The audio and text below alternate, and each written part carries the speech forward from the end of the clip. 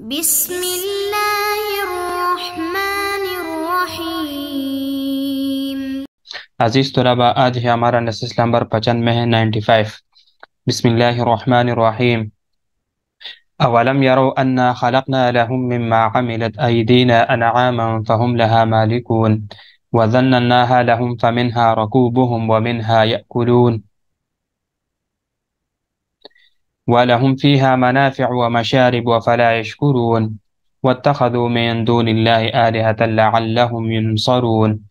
لا يستطيعون نصرهم وهم لهم جند محضرون فلا يحزنك قولهم إنا نعلم ما يسرون وما يعلنون۔ عزیز طلباء، پہلے ان آیات مبارکہ کا ترجمہ سمجھ لیجئے۔ اولم یروا انا خلقنا لهم مما عملت، اولم یروا کیا نہیں، یروا دیکھا انہوں نے، انا کہ ہم نے، خلقنا پیدا کیے، لہم ان کے لیے، مما ان میں سے جو، عاملت بنائی، ایدینا ہمارے ہاتھوں نے، انعامن جانوروں میں سے، چپایوں میں سے، فہم بس وہ، لہا ان کے لیے، مالکون مالک ہے، وذللناها اور تابع کیا ہم نے ان کو، لہم ان کے لیے، فمنہا بس ان میں سے بعض، رکوبہم ان کی سواری ہے، ومنہا اور ان میں سے بعض، یأکلون کھاتے ہیں وہ، وَلَهُمْ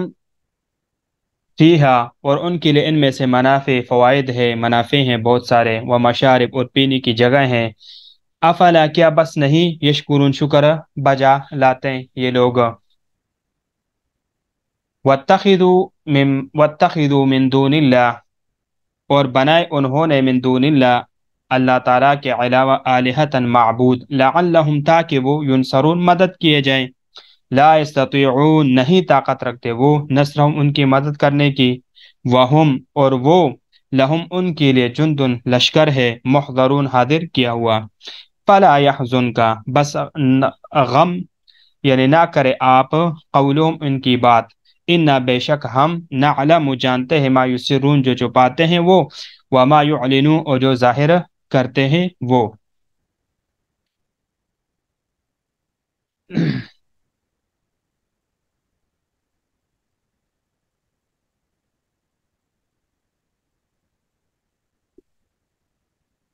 اب دیکھیں،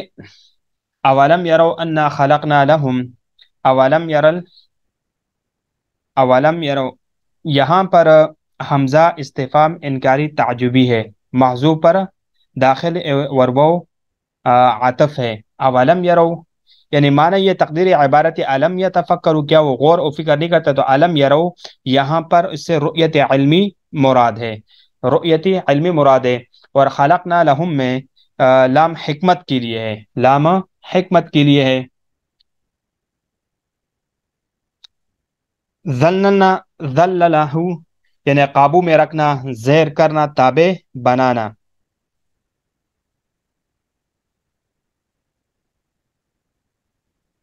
رکوب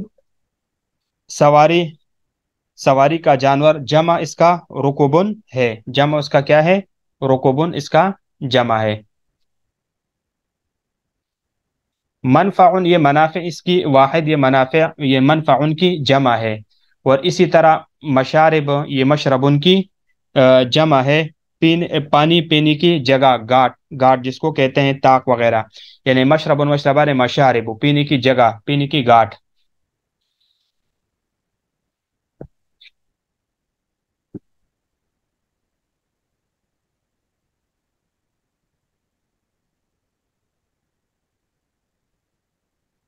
وَلَهُمْ جُنْدٌ مُحْضَرُونَ وَهُمْ لَهُمْ جُنْدٌ مُحْضَرُونَ وَهُمْ لَهُمْ جُنْدٌ مُحْضَرُونَ، تو ہم مبتدا ہے، جندن خبر اول ہے، محضرون خبر ثانی ہے، اور لہم جندن کے متعلق ہے، اور لہم میں لام انتفاع مشرکین کی گمان کے اعتبار سے لایا گیا ہے۔ اب اس عبارت کی وضاحت آپ لوگوں سمجھ لیجئے، اولم یروا انا خلقنا لهم مما عملت، کیا ان لوگوں نے اس پر نظیر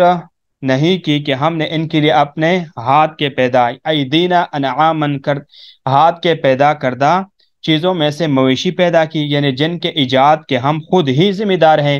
ہمارے سوا اور کسی کو اس پر قدرت نہیں ہے۔ فہم لہا مالکون، بس یہ لوگ یعنی ان کے مالک بنے بیٹھے، یعنی ہم نے ان کو ان کے خاطر بنایا، بس مالک حقیقی تو ہم ہی ہے، یہ تو صرف ان میں تصرف کرنے والے ہیں جیسے کہ مالک تصرف کرتے ہیں۔ ان سے نفع اٹھانا ان کے ساتھ خاص کیا ہے، یا مالکوں کا معنی یہ ان پر غالب اور کنٹرول کرنے والے ہیں۔ وَذَلَّلْنَاهَا لَهُمْ، ہم نے ان مویشیوں کو ان کا تابع بنا دیا، ہم نے ان کا مطیع کر دیا، اور ورنہ کسی کو ان پر قابو میسر آتا اگر اللہ تعالیٰ کی طرف سے ان کی تسخیر اور تذلیل نہ ہوتی، تو اسی لیے اللہ تعالیٰ نے سوار پر لازم کیا کہ وہ اس نعمت کا شکر گزار ہو اور اپنے اس قول سے تسبیح خواہ ہو۔ کون سے قول؟ سبحان الذی سخر لنا هذا وما كنا له مقرنین۔ فمنها رکوبہم، بس ان میں سے بعض ان کی سواریاں ہیں، رکوب جس پر سواری کی جائے، ومنها یأکلون، اور ان میں سے بعض کو وہ کھاتے ہیں۔ ہم نے ان کو انسانوں کا مطیع بنایا تاکہ ان کے پشت پر سواری کرے اور ان کا گوشت وغیرہ کھائے۔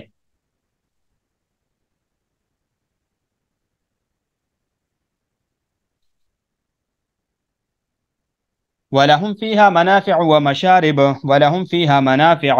اور ان لوگوں کے لیے ان میں اور بھی منافع ہے، ان کے چمڑوں اور ان سے اون سے فوائد وغیرہ حاصل کرتے ہیں۔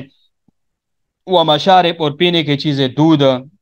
یہ مشرب کی جمع ہے اور وہ پینے کی جگہ اور گاٹ کو کہتے ہیں۔ یا یہ ہے کہ مشرب یہ مصدر میمی مانے تو یہ پینا، یعنی افلا یشکرون، بس کیا یہ لوگ شکر نہیں کرتے؟ ان مویشیوں کے انعام پر اللہ تعالیٰ کا شکریہ کیوں نہیں ادا کرتے؟ وَاتَّخِذُوا مِن دُونِ اللَّهِ آلِهَةً، اور انہوں نے اللہ تعالیٰ کے سوا اور معبود قرار دے رکھے ہیں، لَعَلَّهُمْ يُنصَرُونَ، کہ اس امید پر کہ ان کو مدد ملے، یعنی شاہد کہ ان کی بت کسی معاملے کے پیش آ جانے پر ان کی مدد کریں، لیکن ایسا کبھی نہیں ہو سکتا۔ لا یستطیعون، وہ طاقت ہی نہیں رکھتے، یعنی ان کے معبود نصرہم، ان کی مدد کی، اپنے عبادت کرنے والوں کی، وہم لہم جند محضرون، اور وہ ان لوگوں کے حق میں ایک فریق بن جائے، یعنی کفار اصنام اور بتوں کے لیے مددگار اور معاون ہے، اور ان کی خدمت کرتے ہیں اور ان سے نقصان زدہ اشیاء کو دور کرتے ہیں، یا انہوں نے بت اس لیے بنا رکھے ہیں تاکہ وہ بت اللہ تعالیٰ کے ہاں ان کی مدد کرے، ان کی شفاعت کرے، حالانکہ معاملہ اس کا الٹ ہے، جو انہوں نے اپنے خیال میں تجویز کر رکھا ہے، اس طرح کہ وہ قیامت کے دن ان کے لیے تیار کیا ہوا لشکر ہے، ان کو ان عذاب دینے کے لیے لایا جائے گا اور ان پر چلنے والی یعنی آگ کا ایندھن بنا دیا جائے گا۔ فلا يحزنك قولهم فلا يحزنك قولهم، اب جناب رسول اللہ صلی اللہ علیہ وسلم کو یہاں سے یعنی تسلی دے رہے ہیں آپ علیہ الصلوۃ والسلام کو، فلا يحزنك قولهم، کہ ان کی بات آپ کو غمگین نہ کرے، تو ان کی بات آپ کے لیے غمگینی کا باعث نہ بنے۔ اِنَّا نَعْلَمُ مَا يُسِرُّونَ وَمَا يُعْلِنُونَ، اور بلا شبہ ہم سب جانتے ہیں جو یہ دل میں رکھتے ہیں، یعنی ان کی عداوت، وَمَا يُعْلِنُ، اور جو کچھ وہ ظاہر کرتے ہیں، اور ہم ان کو اس پر سزا دینے والے ہیں۔ بس آپ کو چاہیے کہ ان کی وعید سے تسلی حاصل کریں اور ان کی صورتحال کا استحضار فرمائیں تاکہ غم اور رنج کا ازالہ ہو سکے اور اس کا ازالہ ہو جائے، تاکہ آپ یعنی ان کی باتیں آپ پر غمگین نہ بنے۔ اب ذرا مزید وضاحت سمجھ لیجئے۔ اولم یرو انا خلقنا لهم مما عملت ایدینا انعاما، اب دیکھو ان آیات میں قرآن کریم کے یعنی آیات تنزیلیہ قرآن کریم کے بعد آیات تکوینیہ کی طرف توجہ دلاتے ہیں کہ اللہ تعالیٰ نے اپنے دست قدرت سے پالتو چوپائے پیدا کیے اور پھر انسانوں کو ان کا مالک بنایا تاکہ جہاں چاہے بھیجے اور جس طرح چاہے کام لے۔ ان میں کتنی یعنی قوی جانور ہوتے ہیں، مضبوط